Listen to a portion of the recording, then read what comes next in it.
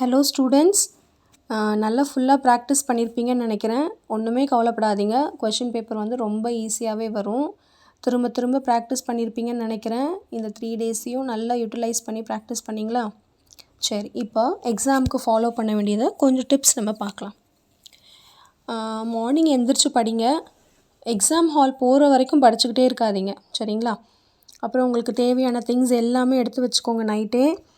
அப்புறம் வந்து எப்படி வந்து அட்டென்ட் பண்ணணும் அப்படின்னு பார்த்தீங்கன்னா, நல்லா வந்து நீட்டாக ப்ரெசென்ட் பண்ணுங்கள்.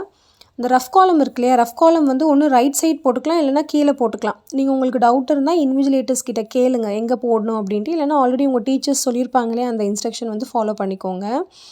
அடுத்து வந்து ஃபஸ்ட்டு வந்து கொஷின் பேப்பர் நல்லா தரோவாக படித்து பார்த்து உங்களுக்கு என்னென்ன சம் தெரியும் அப்படின்னு டிக் பண்ணி வச்சுக்கோங்க. அட்டென்ட் பண்ணணும், என்னென்ன சம் வந்து உங்களுக்கு தெரியும்னு மைண்டில் வச்சுக்கோங்க, சரிங்களா?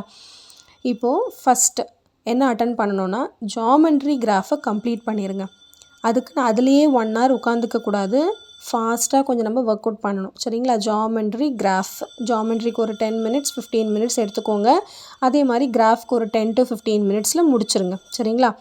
எந்த சம் உங்களுக்கு நல்லா தெரியுமோ அதை போடுங்க, ஓகே? அதாவது எந்த 2 ஜாமெண்ட்ரியில் எது நல்லா நீங்கள் ப்ராக்டிஸ் பண்ணியிருக்கீங்களோ அதை அட்டன் பண்ணுங்கள். 2 கிராஃபில் நீங்கள் வந்து முடிவு பண்ணியிருப்பீங்களே, இந்த கிராஃப் தான் நம்ம அட்டன் பண்ணணும் அப்படின்னு. ஸோ அந்த மாதிரி கொஷின்ஸை செலக்ட் பண்ணுங்கள். கொஷினை செலக்ட் பண்ணுறது ரொம்ப ரொம்ப இம்பார்ட்டன்ட். போய் டிஃபிகல்ட்டான கொஷின் ஜாமெண்ட்ரி கிராஃபை செலக்ட் பண்ணிவிட்டு உட்காந்து ரப் பண்ணி போட்டுக்கிட்டே இருக்காதீங்க, சரிங்களா? கொஷின் நம்பர்ஸ் வந்து எழுத மறந்துடாதீங்க. நிறைய ஸ்டூடெண்ட்ஸ் வந்து ஜாமெண்ட்ரிக்கு கொஷின் நம்பர் எழுத மறந்துடுவீங்க.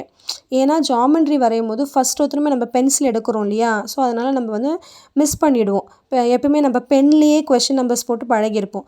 ஒன்றும் பிரச்சனை இல்லை. ஜாமெண்ட்ரிக்கு நீங்கள் பென்சில் தானே எடுக்க போகிறீங்க ஃபஸ்ட்டு, பென்சில்லே கொஷின் நம்பர் போடுங்க, ஒன்றும் தப்பே கிடையாது, சரிங்களா? ஸோ கொஷின் நம்பர் போட மறந்துடாதீங்க, ஜாமெண்ட்ரிக்கும் கிராஃபும். சரி, ரெண்டுக்கும் ஒரு அப்ராக்சிமேட்டாக ஒரு மேக்ஸிமம் 1/2 hour ஓகேவா முடிச்சிருங்க. அடுத்து லைனாக போக ஆரம்பிங்க. 1 words. 1 word வந்து ஆல்ரெடி நம்ம நிறைய தடவை சொல்லியிருக்கோம், கீவேர்ட்ஸ் வச்சு படிச்சிருக்கணும் அப்படின்ட்டு. ஏன்னா 1 word ஒர்க் அவுட் பண்ணுறதுக்குலாம் அங்கே டைம் கிடையாது, நம்மளுக்கு டைம் பத்தாது. அதனால் இந்த மாதிரி கீவேர்ட்ஸ் வச்சு படித்து சூஸ் தானே இல்லையா, ஸோ பார்த்தோன்னே இதுதான் ஆன்சர் கடகடன்னு ஒரு 10 minutesல 1 word முடிச்சிடணும். 10 minutesே ஜாஸ்தி தான். ஸோ 1 word முடித்ததுக்கப்புறம் அப்படியே 2 marks போயிடுங்க. இப்போ நீங்கள் 2 marks அட்டன் பண்ணணும் இல்லையா, எந்த சமயமே விட்டுட்டு வரக்கூடாது. 2 marks கண்டிப்பாக அட்டன் பண்ணி தான் ஆகணும். 10க்கு மேலே அட்டன் பண்ணக்கூடாது, சரிங்களா? இப்போ கம்பல்சரி ப்ராப்ளம் ஒன்று வரும் இல்லையா, அதை கண்டிப்பாக அட்டன் பண்ணிவிட்டு மீதி இருக்கிற 9 sumமில் என்ன பண்ணுறீங்கன்னா, உங்களுக்கு என்ன நல்லா ஃபஸ்ட்டு தெரியுமோ, அதாவது நிறைய தடவை ரிப்பீட்டடாக ப்ராக்டிஸ் பண்ணியிருப்பீங்க இல்லையா, அந்த சம்மை ஃபஸ்ட்டு எழுதிருங்க 2 marksல. இப்போ ஃபார் எக்ஸாம்பிள் ஒரு 8 sum தான் உங்களுக்கு நல்லா தெரியுதுன்னு வைங்களேன், அந்த 8 sumமை லைனாக எழுதிருங்க கொஷின் நம்பர் போட்டு, ஓகே? கொஷின் நம்பர் கரெக்டாக போடுங்க, மறந்துடாதீங்க. இப்போ 2 sum தெரியல அப்படின்னு வைங்களேன், விட்டுட்டு மட்டும் வந்துடாதீங்க. ஏதோ சம்திங் அதில் தெரியும் இல்லையா, ஏதோ ஒரு ஃபார்முலாவோ இல்லை ஏதோ சம் ஸ்டெப்போ ஏதோ மைண்டில் வரும் இல்லையா, ஸோ அந்த சம்மை எழுதிட்டு வாங்க, ஓகே? அதாவது ஃபஸ்ட்டு நல்லா தெரிஞ்ச சம் 2 marks எழுதிட்டு அதுக்கப்புறமா ட்ரை பண்ணுற மீதி 2 sum அட்டன் பண்ணாமல் இருந்தீங்கன்னா அதுக்கப்புறமா ட்ரை பண்ணுங்கள், ஓகேவா? இப்போது 2 marks முடித்ததுக்கப்புறம் லாஸ்ட்டாக 5 marks போயிட போகிறோம் நம்ம, ஓகே? ஸோ ஆல்ரெடி 1/2 hour வந்து ஜாமெண்ட்ரி கிராஃப்க்கு போயிடுச்சு. இந்த 2 marksக்கு ஒரு 1/2 hour எடுத்துரும். ஸோ ஒரு 1 hour தான் முடிஞ்சிருக்கும். மீதி வந்து உங்களுக்கு நிறைய டைம் இருக்குது பாருங்கள் 5 marks எழுத. ஸோ இந்த 1 hourல ஜாமெண்ட்ரி கிராஃப் 2 marks முடிச்சிட்டிங்கன்னா அடுத்து எவ்வளோ டைம் இருக்குது பார்த்தீங்கன்னா, உங்களுக்கு 2 hours கிட்டே இருக்குது. 5 marks நல்லா நீங்கள் உட்காந்து 2 hours கிட்ட வந்து நீங்கள் நல்லா வந்து போடலாம் இப்போ 5 marks, சரிங்களா? ஸோ இதே மாதிரி தான் ஃபஸ்ட்டு நல்லா தெரிஞ்ச 5 marksை போட்டுருங்க.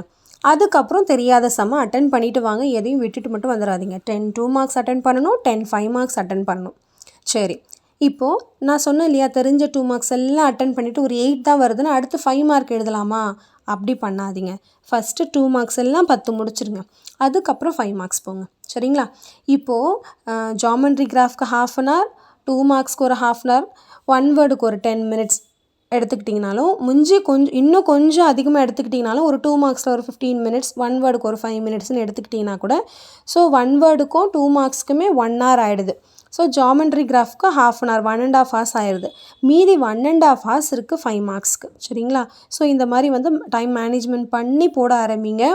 ஸோ ரொம்ப வந்து கஷ்டமே கிடையாது. ரொம்ப ஈஸி தான். ரொம்ப டென்ஷன் ஆகாதீங்க.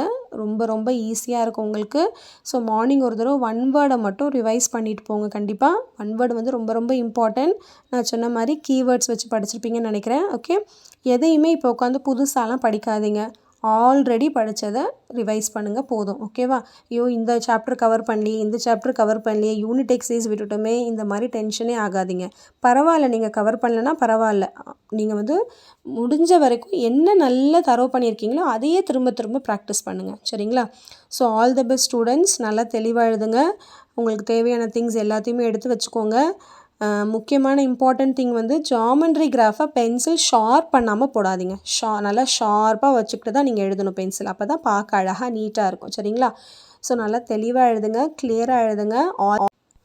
All the best for your exam. Exam முடிச்சுட்டு கொஷின் பேப்பர் எப்படி இருந்துச்சுன்னு கமெண்ட் பண்ணுங்கள். ஓகே, பாய்.